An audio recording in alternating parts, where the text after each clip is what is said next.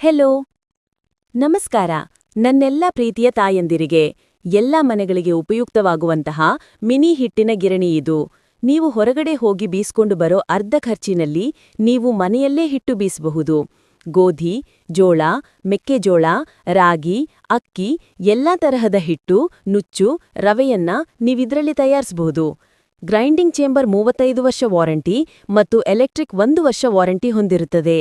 ಮನೆ ಬಳಕೆಗೆ ಉಪಯುಕ್ತ 1 HP, 2 HP, 3 HP ಗಿರಣಿಗಳು ಬೇಸಿಕ್, ವುಡನ್, ಸುಪ್ರೀಂ ಮಾಡೆಲ್ಗಳಲ್ಲಿ ಸಿಗುತ್ತವೆ.